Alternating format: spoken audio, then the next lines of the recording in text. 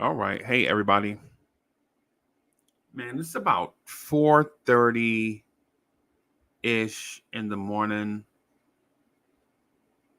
About 4:30 ish in the morning. Um, really couldn't sleep. I'm just gonna move some. Sorry if I'm not looking directly into the camera, but just had a few things, man, that just wanted to speak to you guys about. DSJ in the building. Salute. Um, man, I have a lot of things on my mind. Um, so I'm gonna speak about a few things. Um,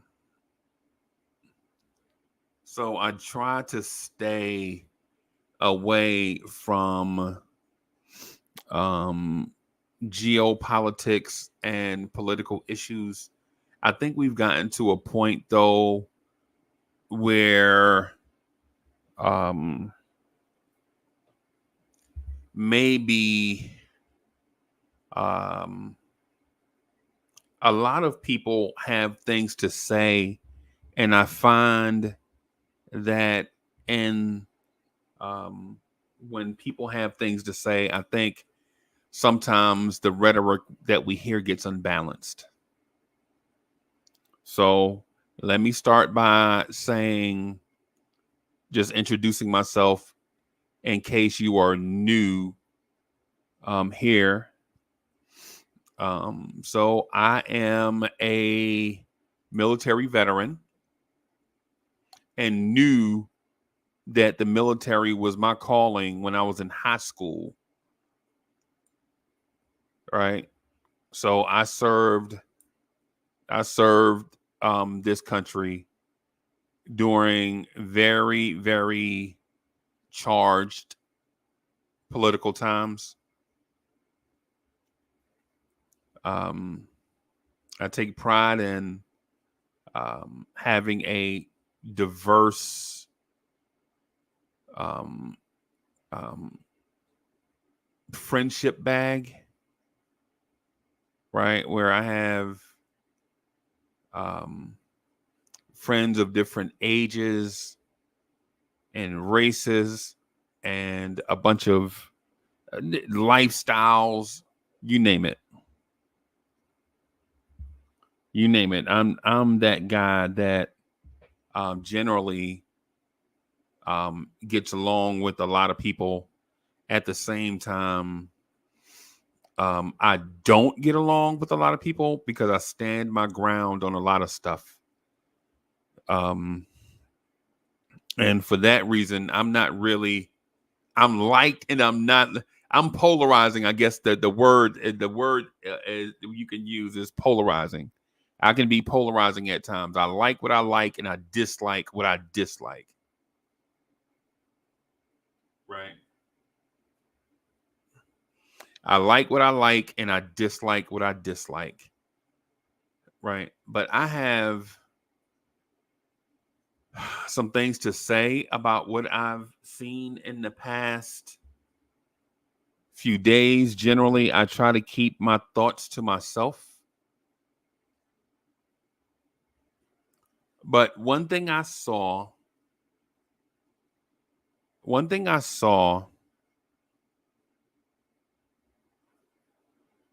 in the past few days, and it concerns me. Um, when it comes to politics, I guess I'm one of those swing voters, right? Like the guys, like whatever political party that you affiliate yourself with. I'm generally the person that you guys like to go after for my vote because I try to vote for what's right, in my opinion. And I'm not looking to make friends with anybody. I just do it from what I like to call integrity. What feels right is what I go with. What feels right. But I just saw the Joe Biden um um address, and watching the President Biden address made me feel vulnerable as an American. I heard numerous um, missteps. Oh, not missteps. I'm sorry. Misspeaks. I heard President Joe Biden um, refer to former President Donald Trump as former Trump. And I know that's a slip of the tongue. As the President of the United States, though, you have to be a very good communicator. So when we say stuff like former Trump, if you're a fan of former President Donald Trump and you hear current President Joe Biden refer to former President Donald Trump as former Trump, it gives me weird vibes. And I knew he meant to say former President Donald Trump. I know that's what he meant. But I think that's a slip up. And there were a few occasions watching that where I felt like, oh my good, Joe Biden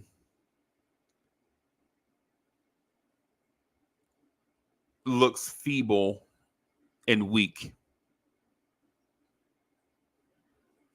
And I understand that in a very contentious time in American history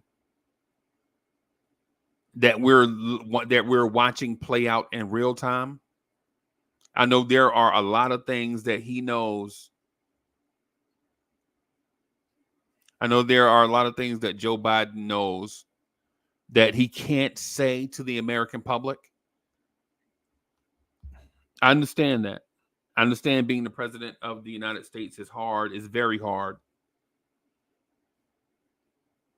Being president of the United States is a very difficult job. I understand that. I'm not saying that it's easy, right?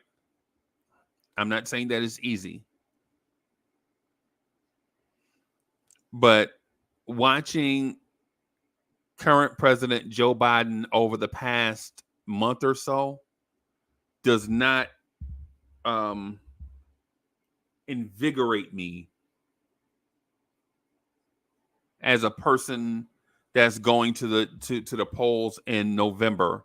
Now, if you're asking me, am I a Donald Trump supporter? If that's the question that you have for me, after you heard the first 8 or so minutes of this, I want to keep that to myself, even though historically, no, I have not been a Donald Trump supporter. Have I been sympathetic to the Republican Party at times? At times. Have I been sympathetic to the Democratic Party for the majority of my life? But at times though, at times will I cross a party line for the sake of doing what's right, regardless what side I'm leaving to visit or whatever. If I feel like it's the right thing to do, I'm going to go with it. I understand that the United States of America is not an ancient country. I understand that. I understand that the United States of America is not 300 years old yet. So I understand that. What I also understand is that around the world, if this country shows any sign of weakness, threat actors will show up from any and everywhere to look to harm what we hold dear. It's a fact. It's a fact. Joe Biden actually let that slip in his address, where he said, when he mentioned threat actors. I'm hoping I'm hoping that current president Joe Biden didn't allude to threat actors from abroad interfering with our national elections for someone that's going to be in the highest office, knowing that whoever wins is going to shape this country for the next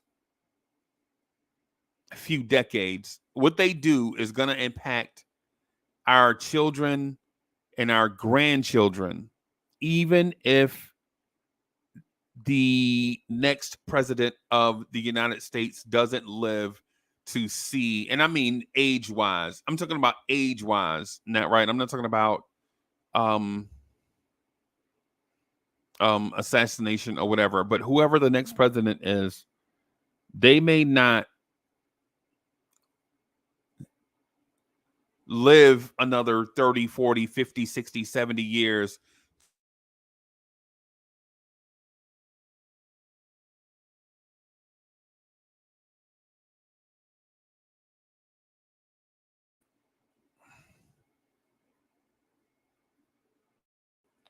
So it's important that we vote. Let me also say, too, to me, it doesn't matter if you agree with somebody's political stance or not. Violence is never the answer. It's what I've been taught. Not here in this country. If you don't agree with someone exercising their freedom of speech, you don't have to harm them.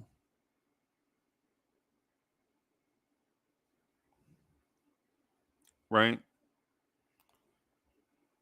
Recently, we've heard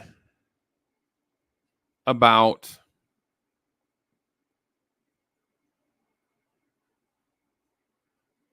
entities entities like the Project 2025 thing. We've heard about things like deep state and words and phrases and terms that generally stir up certain groups of people in order to drive their emotion.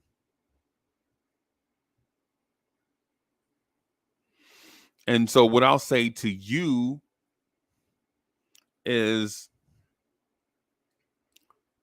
you live in the greatest country on earth, in my opinion. I put my body on the line for it. I surround myself with others that have put their lives, livelihood, bodies on the line for this country at whatever level they did it at, right? Whether you're a veteran of a foreign war, or maybe you served your time in the rear, regardless of how you did it, man, thank you for your service. However you did it, thank you for your service, because it takes a dedication to a cause in order to do that successfully and perform your duties, thinking less about yourself and more about the masses. So if you're a veteran watching this, I don't care how you vote. I don't care how you vote. I just want to thank you for your service and the fact that you stood in the gap to help others have the right to vote and have the right to have free speech.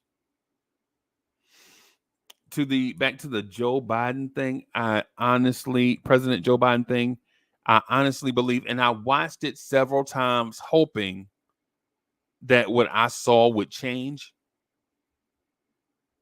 I was hoping maybe I was looking at it with sleepy eyes, or maybe I was looking at it in a jaded lens because I like Joe Biden.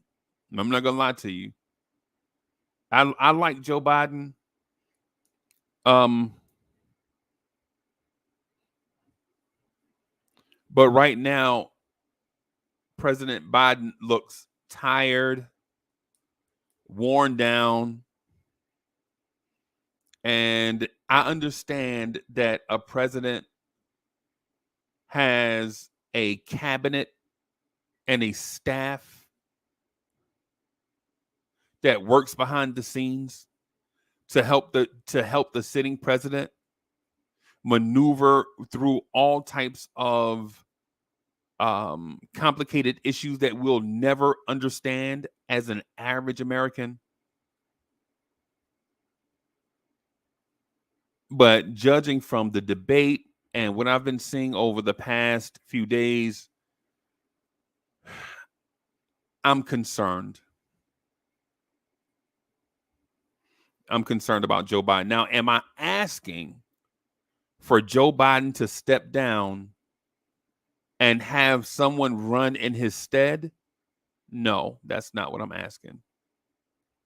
That's not what I'm insinuating. What I'm saying is I'm legitimately concerned about the direction of the country and the leader of the country. I think we have to pray for him. Issue number 2 that concerns me is after watching all these mass shootings over the past 20 years, after watching all the mass shootings of nightclubs, of churches, of primary schools,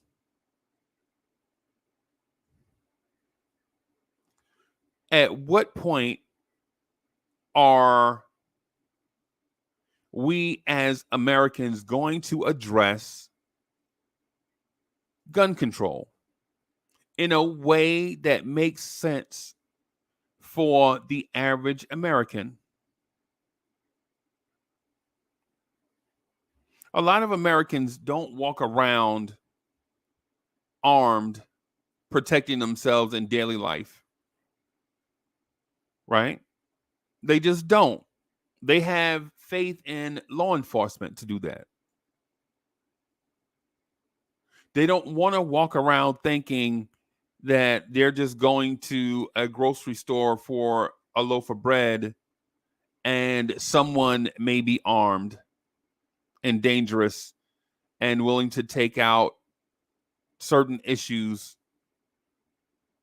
on them when all they want to do is pick up groceries, or not even groceries, just they want to occupy a public place and feel safe.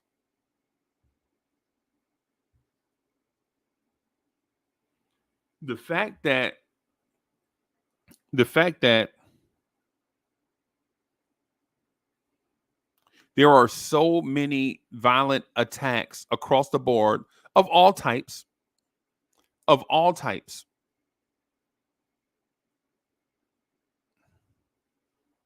and we don't address weapon control. And I'll say weapon control because even if you take guns away, people will use other types of people will circumvent the rules. That's what people do. People circumvent rules. That's what people do. So if you take guns away, people will use knives. You take knives away, people will use stun guns, pepper spray, bow and arrow, whatever it is. People are gonna use those type things, right? Why is weapon control not a majority, not a priority? I'm sorry, not a majority, but not a priority?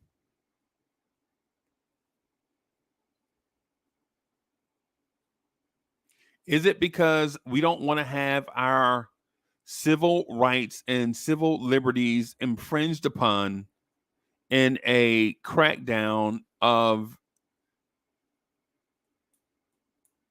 taking people's right to bear arms away?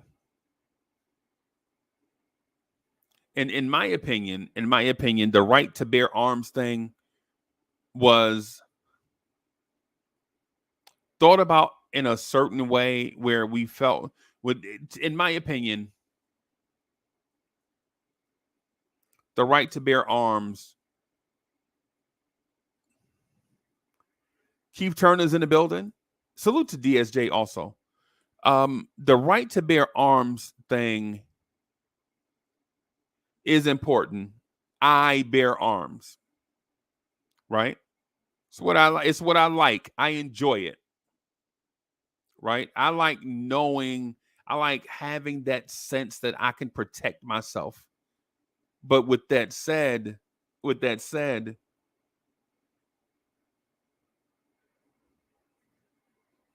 I think the right to bear arms is taken out of context because the framers of the Declaration of Independence and Constitution felt like there was a right to bear arms in a time where, at any given time, their country could have been attacked from a foreign actor or civil unrest. Whether it's just a singular crime where, say, somebody just stole your horse, or where someone just had a mental illness and or an emotional illness and they were going to harm themselves and others. At that time, yes. This is before, mind you, this was set in place before a structured law enforcement system. This was before legit police patrols.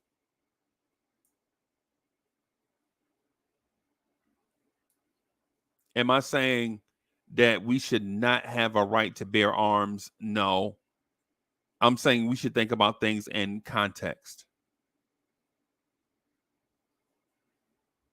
Protecting yourself, protecting yourself is one thing, right? Protecting yourself in an era that didn't have electricity or internet,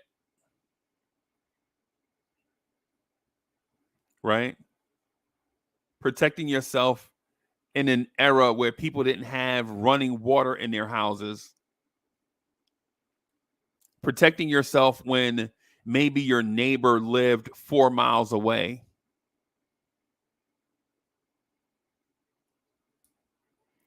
Protecting yourself in an era where there was no ambulance that you could call. There was no 911 system that you could call. There was no hospital that you could visit. There was no real structured education system.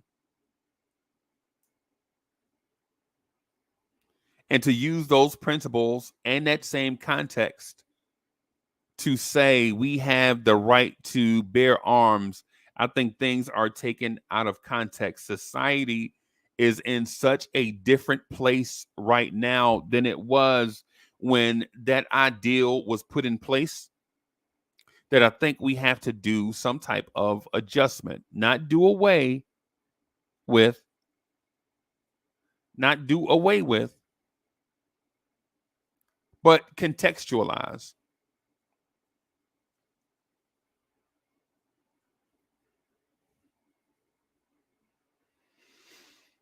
We're in a society now where a person can have a small armory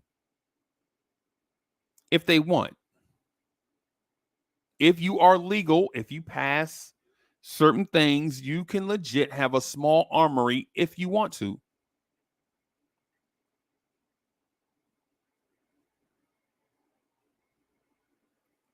in my opinion, the majority of people that do are not harmful folks. Not that I've met. I know people that are strapped, so to speak, and they're responsible. But as we watch former President Donald Trump survive an attempt on his life, I think we should reconsider who has what type of weapons and how many. How is a person able to bring that type of weaponry to a public event and harm multiple people?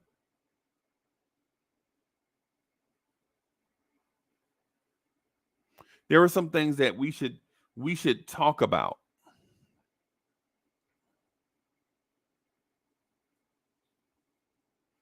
Another thing that we should talk about and have a conversation about. And listen, whether I like Donald Trump or not, whether I feel like Joe Biden is weak or not, is not the main conversation. The main conversation is about keeping the threads of this great country together. Because what happens is those that are power hungry will pull at the threads of any fabric in order to gain more power. It's how power works. It's a vacuum. The more you get your hands on, the more likely you'll want more of it.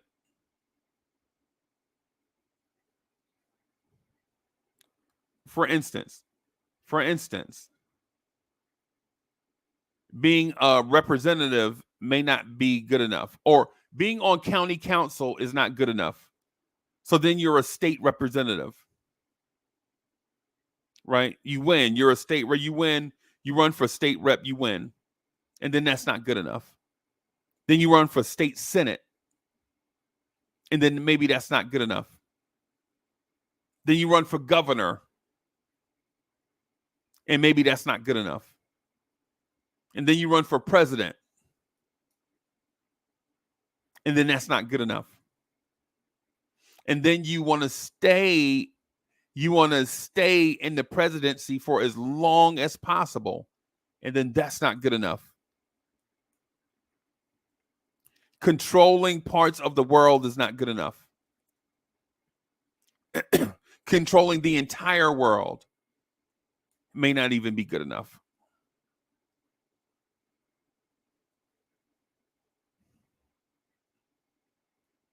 As an American citizen, born here, serving my country, raised my family here, my parents were born here, my grandparents were born here, my great grandparents were born here.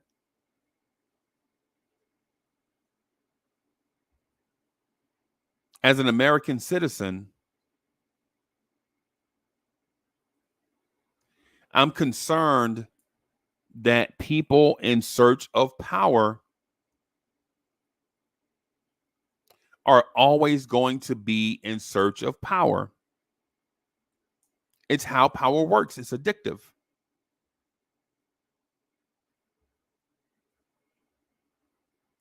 And if you don't think power is addictive, here's an exercise. Go to your wall and turn your light switch off. And sit there without power in your room. And then flip that switch up and watch the power come on, right? During that moment, without power, without light in that room, you're probably thinking like, I don't know how I live without this, man. Or if you've ever fired a weapon, it's empowering. Empowering.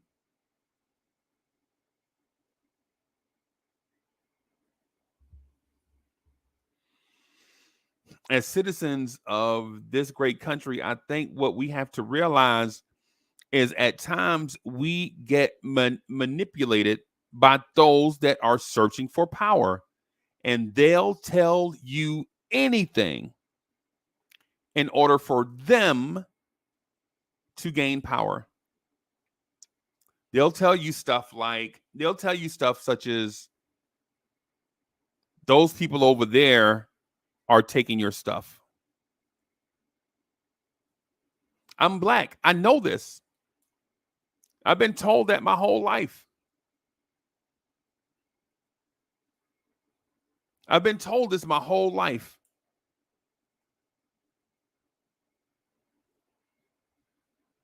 I'm a black man. I know this. I've been told this my entire life. Man, white people are taking stuff from you, man. Those white people, man, they take stuff from you. Right? And while I'm not white, I see my fellow countrymen, white men, say things like DEI hires are ruining this country, referring to women, minorities, whatever, are taking things away from straight white men. Straight white Christian men are getting things taken from them. And as a mature adult, I can imagine how that feels when you constantly hear people are taking things away from you. I imagine it gets you entrenched in a certain mindset. I know what the mindset is. If you are a straight white Christian man in this country and people tell you that others are taking things away from you, I'm not white, but I understand. Because I have been told the same thing as a straight black Christian man. Hey man, white people are taking stuff from you. White people hide stuff from you. They don't want you to be successful. It doesn't matter how hard you work. Doesn't matter how much time you put in. Straight white Christian men are taking things away from straight black Christian men, right? On top of that, and you can imagine how this feels, right? When I think DSJ alluded to it in the chat. He says my skin color makes me feel vulnerable to a degree. Right. Right. Because we feel as if we are targets. Right? If you're a straight white Christian man or woman, you feel as if you are a target also. You feel a lot of people feel as if they're taking something, the other side is taking something away from you.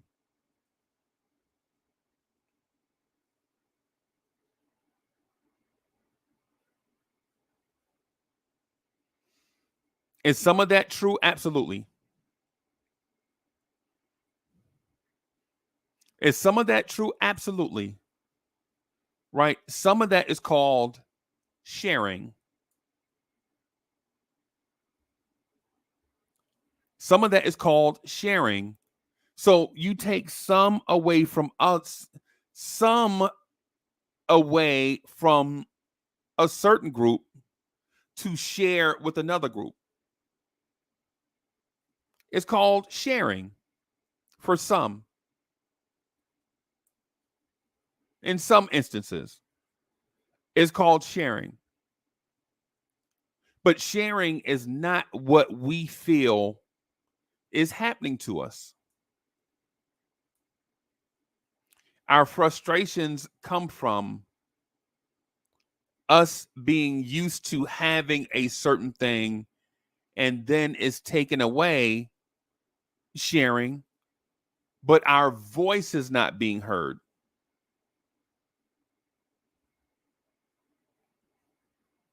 And that's where part of the frustration comes in at.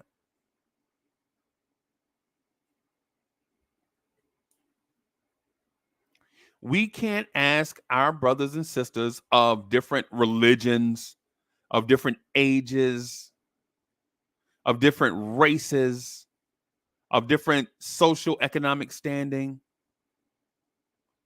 to share and then not listen, not let their voice be heard or have them represented. It's not fair. I've seen this my entire life from a black man's perspective. And being a minority, I understand. And listen, I'm not we're as a black man, I'm not even in the primary minority. I'm in the second minority.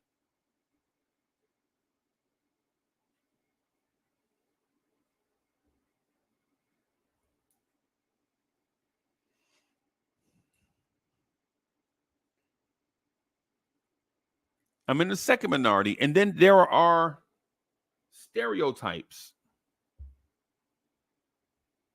There are stereotypes. We're portrayed a certain way. If you're a big, strong looking black male, at times society will look at you as threatening. As threatening.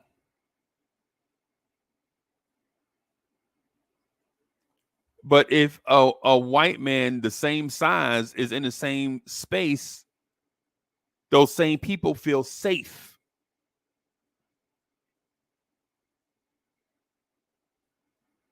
Is it fair? No. Is it a reality? Yes. Is it our job, our duty to debunk stereotypes in order for people of different backgrounds to feel comfortable around each other? No, not really. It's on the person to do their own research, but that doesn't always happen.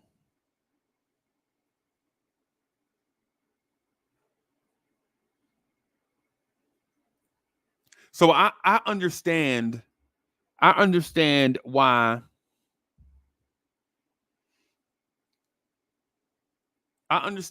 people are frustrated with differences and are not heard. Right? At the same time, if you were heard all the time and you're asked to share a little bit and you're frustrated, that's a you issue. That's a privilege. You're privileged, and once that 100% privilege is maybe lowered to 98% privileged, and you complain about it, then that only lets people know that you are privileged. The country was set up for you to have everything you want, including liberty. Your liberty.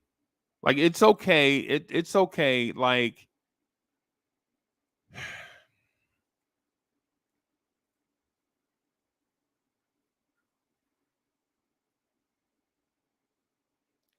it's okay to be frustrated, but to be angered to the point of violence is emotionally unstable and immature.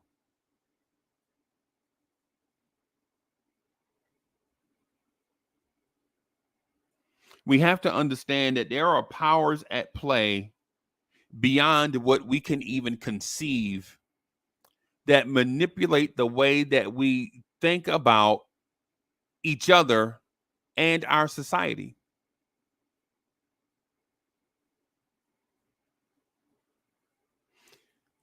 For example, I entered the workforce in the 80s.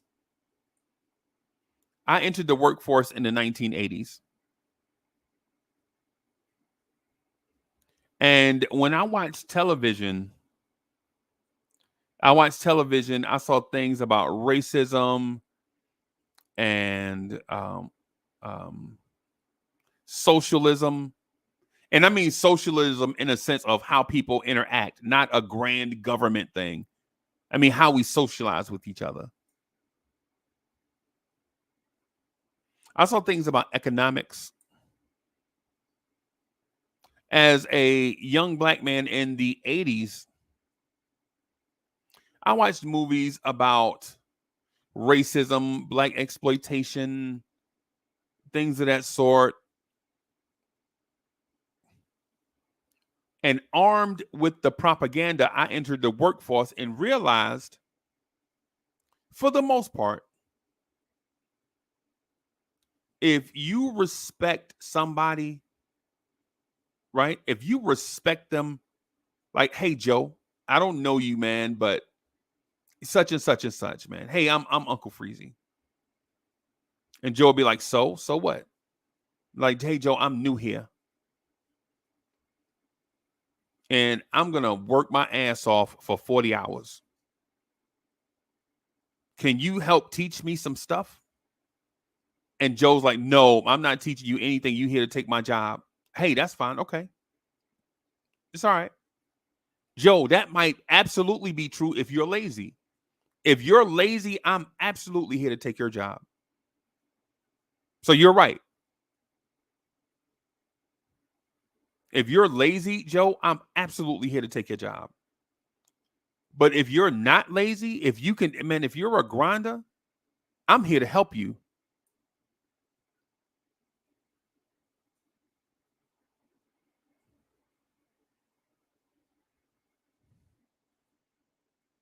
I'm here to contribute. I'm not here to take things away.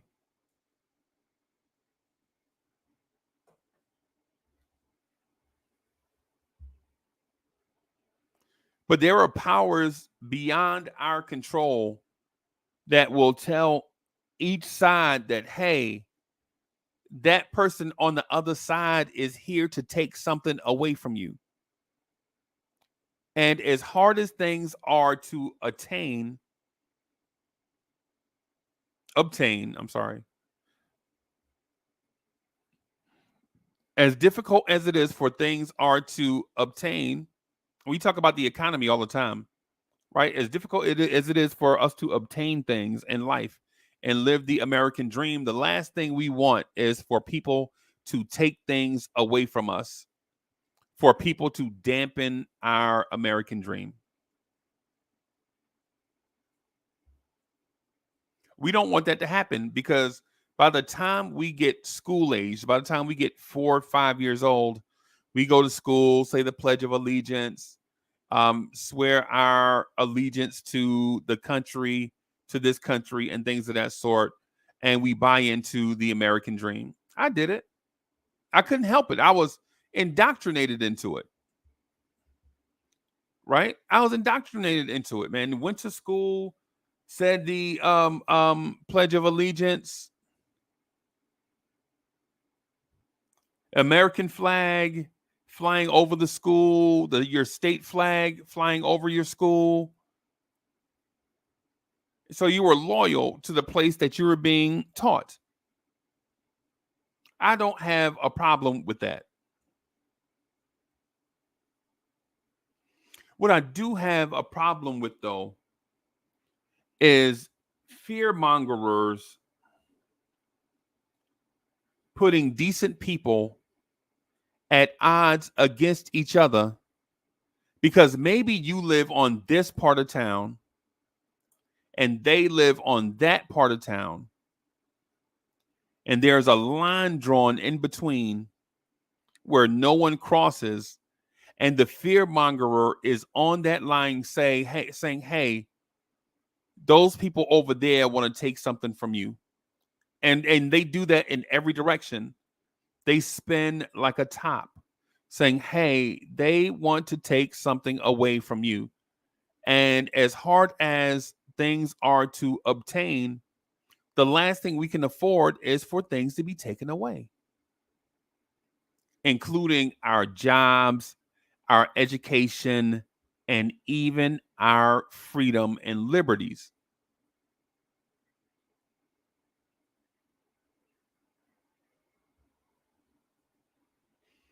And that angers some people, right? That angers some people. But my consternation or my confliction is, why do we always question the people on the other side and not question the people that are actually instigating the fight? If you're a Republican and you watch Fox News all day and all you hear all day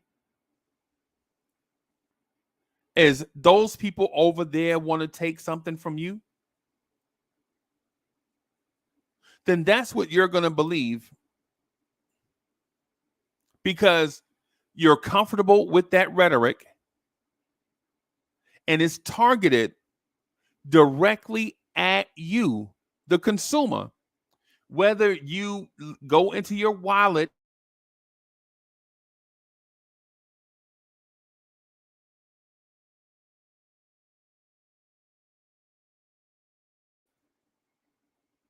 whether you just sit there, let it play all day, and advertisers.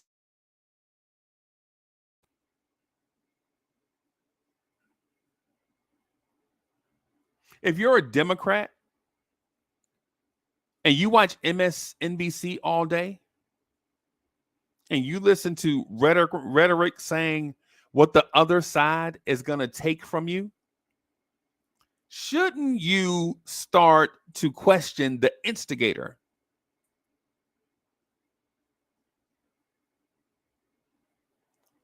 Why am I always going to question a Republican? Why am I always going to question a Democrat? Why don't I question the instigator? What does the instigator gain from having people diametrically opposed? Power. That's what they gain. Power. Cash is in the building. What's good? What's good, SS Cash? Cash is in the building. What's good, man? Salute to you, man. I hope all is well.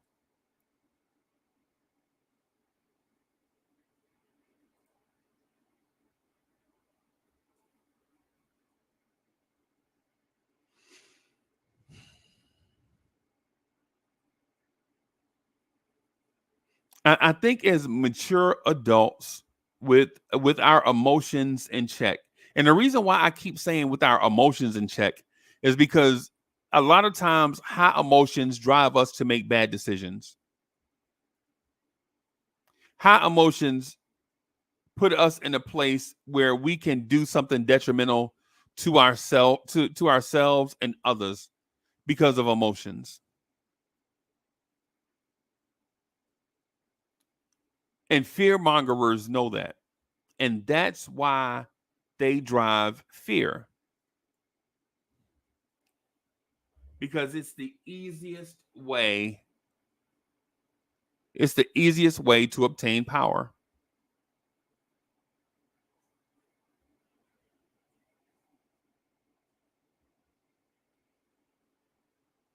It's the easiest way to obtain power. Have two sides um um fight each other, get emotional and fight each other so that we can gobble up resources.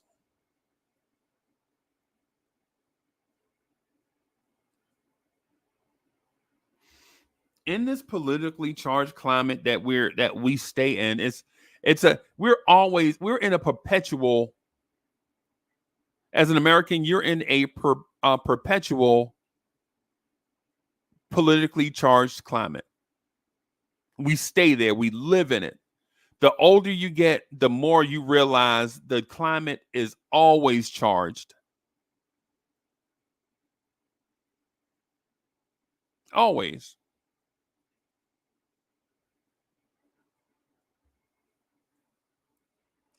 The older you get, the more experience you get, The more you realize when you look back over the course of your timeline and you look back at your grandfather reading the paper, maybe you look back at your father reading the paper, you realize that maybe you right now are the age they were when they were reading the paper. Say if you're 40, say if you're 40, 43, 45, 50. When you were a kid, you watched your grandfather read the paper. Now you as a 40, 43, 47, 50-year old, maybe get your news from TikTok. Maybe you get your news from X. Maybe you get your news from the MSNBC app. Maybe you get your news from the Fox app. Maybe you get your news from Truth Social.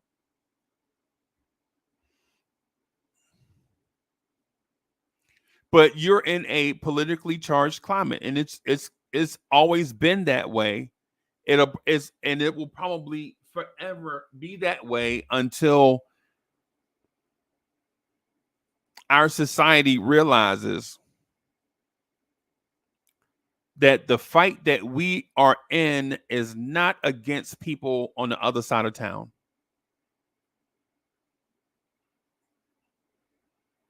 The fight that we are in is not with our neighbors. The fight that we are in is not the people that we work with or go to school with. The fight that we are in as Americans are the people that operate behind the scenes, that are the gatekeepers of our society, the power brokers of our society. That's our fight. Now, am I suggesting something like anarchy or civil war or something like that? No, absolutely not. I'm actually speaking about the opposite. I'm actually speaking about us coming together as neighbors and friends, co-workers, churchgoers, party goers, families,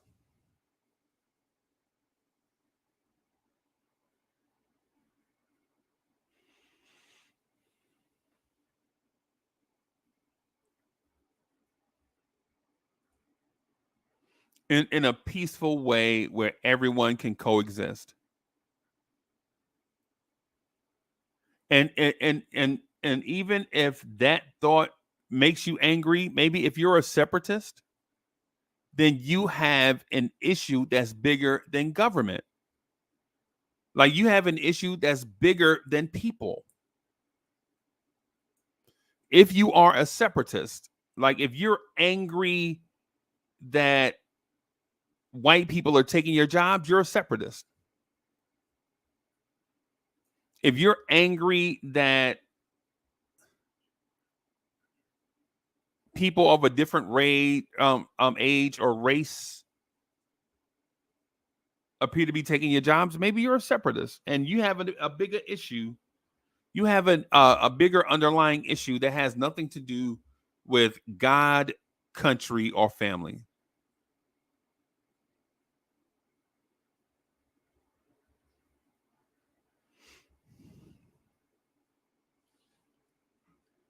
Maybe you are just angry because you get bombarded with an entity that is fear mongering. Maybe you're tired of being fearful of your job leaving, or your wife can't go to the store to buy a loaf of bread without her safety being um, at risk.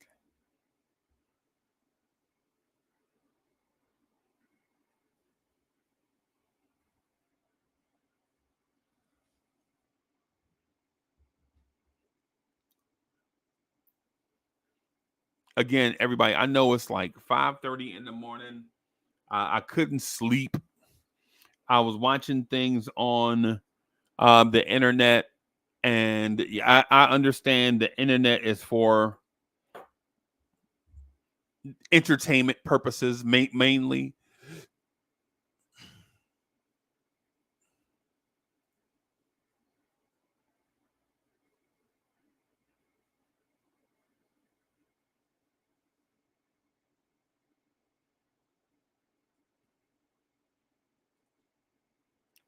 But when we hear people talk about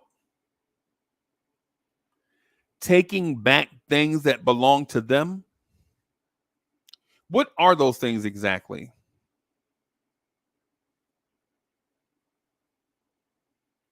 What are those things exactly? What have been taken? What has been taken from one group of people that has not been taken from another? Like what has impacted one group of people that has not impacted others? If you're a Christian white male, what has been taken from you that has not been taken from a Christian Hispanic female?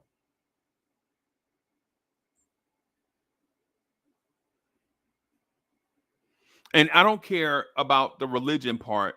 Well, I care about my religion, but I'm talking about for this example, for this exercise, for this conversation, I'm using the only difference I used there was race and sex.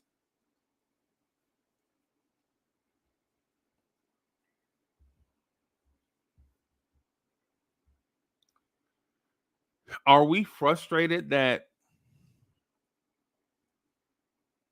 are we frustrated that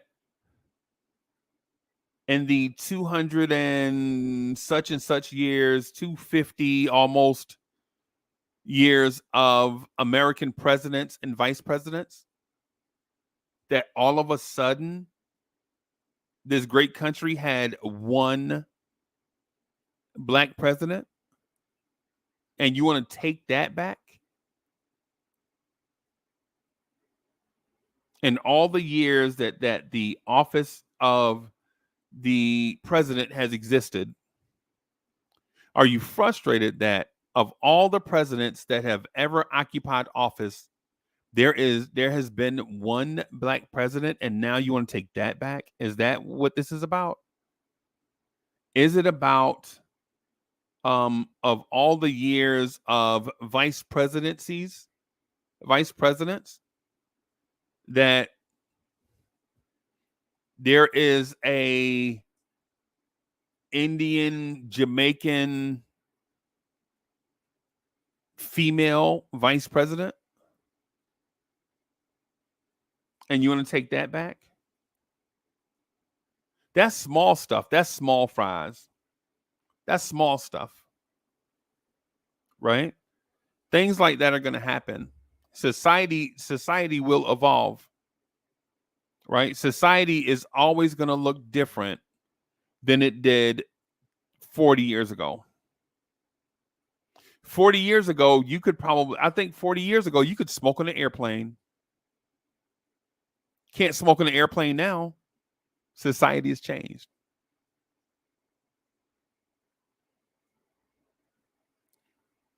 50 years ago, you could get leaded gas in your car.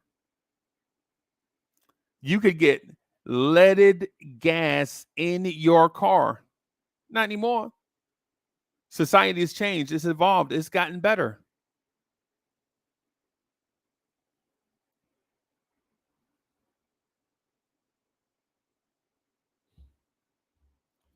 40 years ago, go to college meant that you actually left.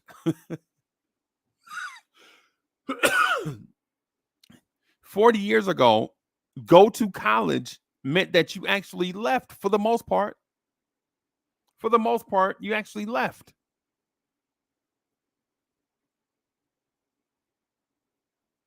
Society changes and it evolves.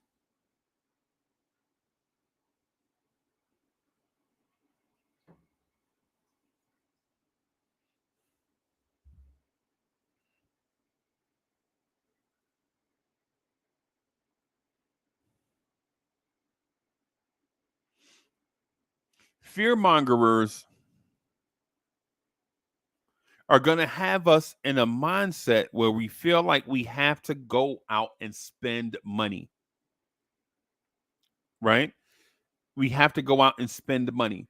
There was an attempt on the former president's life. It was stupid. It was a dumb thing to do. Just because you don't like a guy doesn't mean you have to kill him or pew pew him. I'm sorry, YouTube.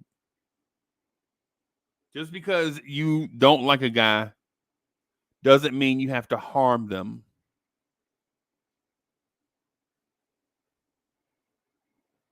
For the most part, people have the freedom of speech.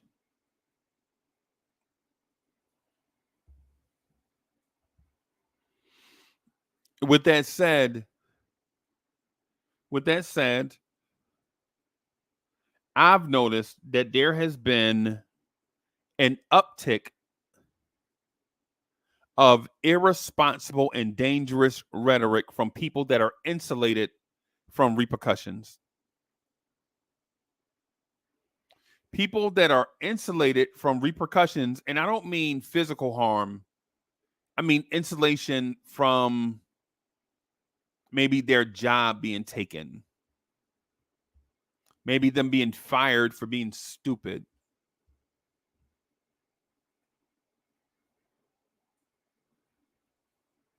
There are more and more people out here that say dangerous things and gather a following.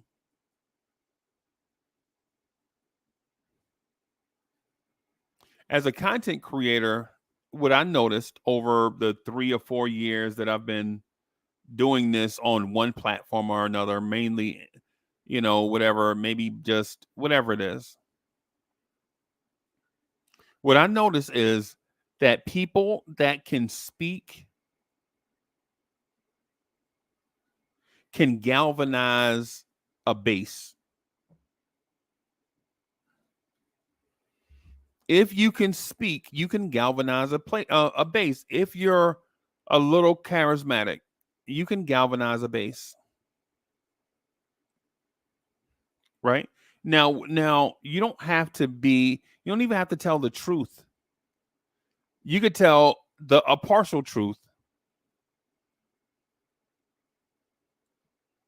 Or maybe the truth as you see it, which might not be true at all.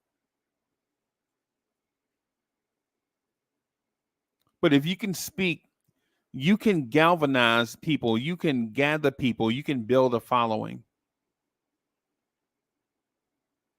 And in my opinion, that's where things get dicey. Because with open platforms like this one, and I'm thankful for it, and I'm thankful for the opportunity that I can speak my mind and things of that sort.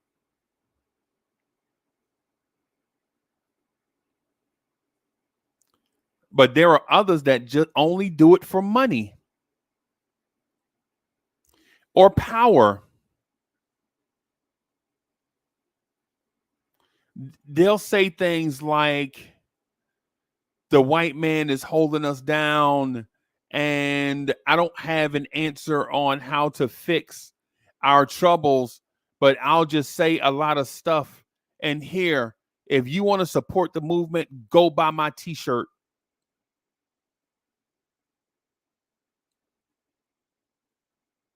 And people will go buy that t-shirt.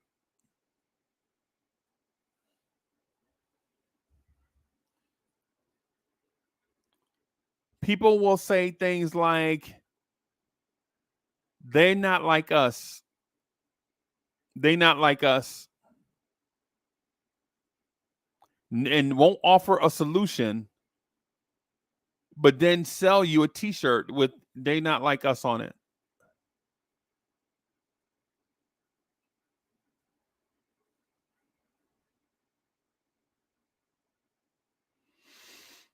I think we have to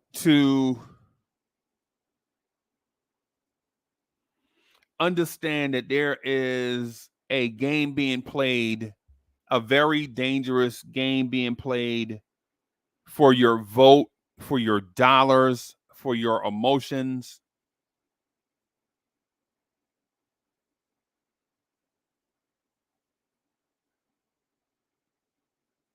All of it. And to them, it doesn't matter which side you are on. All they care about is having you in fear of the invisible man, right? Have you in fear of Oz.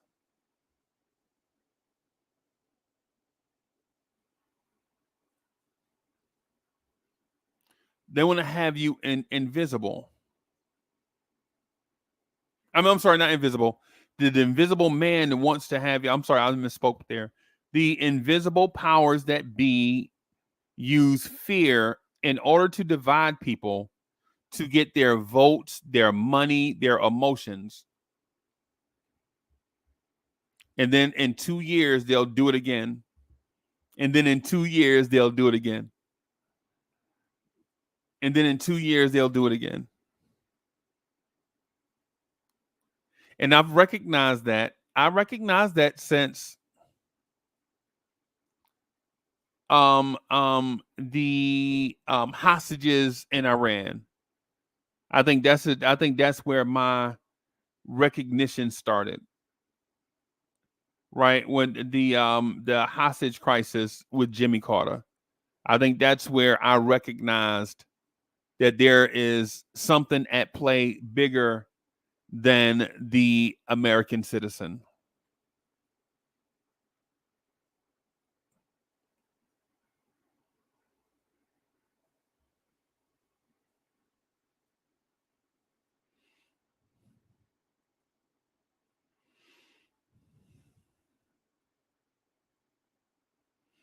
So that's all I have, everybody. Thank y'all for whoever watched live. Thank you for watching 4:30, 5:30 in the morning. I appreciate the fact that y'all came through to hang out with me for this hour plus of me rambling about me trying to save you.